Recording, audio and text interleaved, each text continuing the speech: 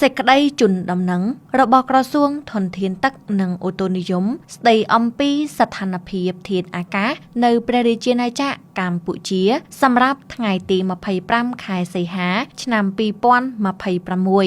សម្ពាធទាបដែលកើតមាននៅលើមហាសមុទ្រប៉ាស៊ីហ្វិកខាងលិចបានវិវត្តទៅជាព្យុះទី21ឈ្មោះអាតសានីទី2621ជាមួយនឹងព្យុះទី18ឈ្មោះសូដេលទី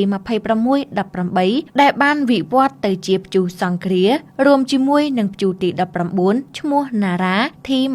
2619និងព្យុះទី20ឈ្មោះហ្គាណារីទី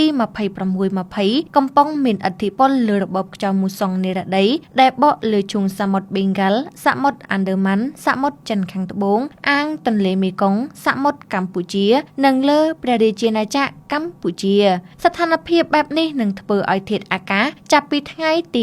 25ដល់ថ្ងៃទី27ខែសីហាឆ្នាំ2026សម្រាប់តំបន់វាលទំនាបសីតុណ្ហភាពមធ្យមអបបរមា25អង្សាសេនិងសីតុណ្ហភាពមធ្យមអតិបរមា36អង្សាសេខ្យល់បក់មកពីទិសនិរតីនិងទិសពីយប់មានល្បឿនមធ្យម6ម៉ែត្រក្នុង1វិនាទីមានខេត្តបន្ទាយមានជ័យបាត់ដំបងពោធិ៍សាត់កំពង់ឆ្នាំងសៀមរាបកំពង់ធំកំពង់ចាមត្បូងឃ្មុំព្រៃវែងស្វាយរៀងតាកែវកណ្ដាលនិងរាជធានីភ្នំពេញអាចមានភ្លៀងធ្លាក់ជាមួយផ្គររន្ទះនិងខ្យល់កន្ត្រាក់ក្របដណ្ដប់លើផ្ទៃដី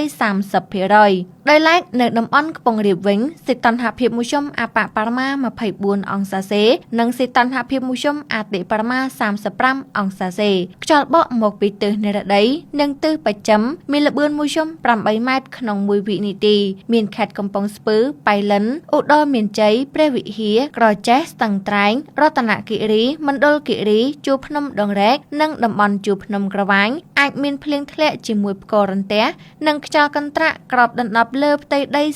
40% រីឯនៅតំបន់មាត់សមុទ្រវិញសីតុណ្ហភាពមធ្យមអបបរមា25អង្សាសេនិងសីតុណ្ហភាពមធ្យមអតិបរមា34អង្សាសេខ្យល់បក់មកពីទិសនិរតីនិងទិសអាគ្នេយ៍មានល្បឿនមធ្យម7ម៉ែត្រក្នុង1វិនាទីមានខេត្តកោះកុងព្រះសីហនុកំពតកែបនិងជួរភ្នំបូកូអាចមានភ្លៀងធ្លាក់ជាមួយផ្គររន្ទះនិងខ្យល់កន្ត្រាក់ក្របដណ្ដប់លើផ្ទៃដី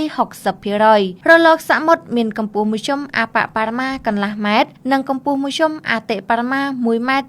75អាស្រ័យដូចបានជម្រាបជូនខាងលើសូមសាធារណជនទទួលជ្រាបជាព័ត៌មាន